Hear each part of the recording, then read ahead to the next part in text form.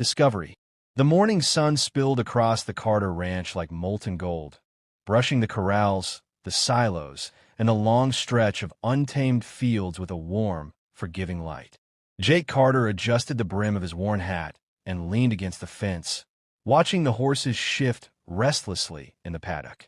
His hands, calloused and strong, carried the quiet confidence of a man who had spent years working the land, tending to the cattle, and shouldering the weight of responsibility with stoic patience. Yet even amidst this familiar routine, there was an unease gnawing at him, subtle but persistent. Emily's laughter floated from the farmhouse kitchen, lilting and light, a sound that should have comforted him. Instead, it unsettled him, like a discordant note in a well-practiced melody. For years, she had been his anchor, the steady pulse in a life measured by chores, livestock, and long, silent evenings on the porch. She moved with effortless grace, carrying the sunlit warmth of spring in her hair and the sharp glint of mischief in her eyes. But recently, there had been shifts, a hesitation in her smile, a distracted glance at her phone, moments of quiet withdrawal that left Jake sensing, without understanding, that something had changed. He stepped into the barn, the familiar scent of hay and leather greeting him like an old friend. The barn had always been a sanctuary of sorts, a place where the day's work ended and the simplicity of life on the ranch reigned. But today it felt different. Attention hung in the air, uninvited and insistent.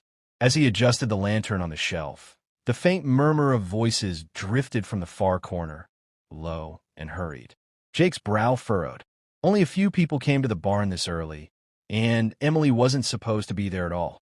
He moved quietly, boots sinking slightly into the hay-strewn floor, until the voices sharpened into distinct words. "You shouldn't have done this." Jake froze. The tone was hers, Emily's, and the other voice, a man's, was unfamiliar.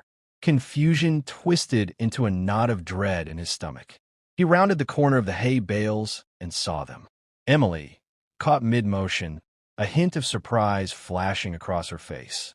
And beside her, a man whose presence felt like a fracture in everything Jake had believed about their life together. He knew instinctively that this was no casual visit, no harmless errand. It was a betrayal.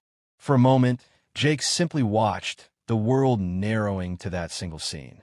Emily's hand rested near his, and the man leaned closer, speaking in a tone that promised intimacy and secrecy.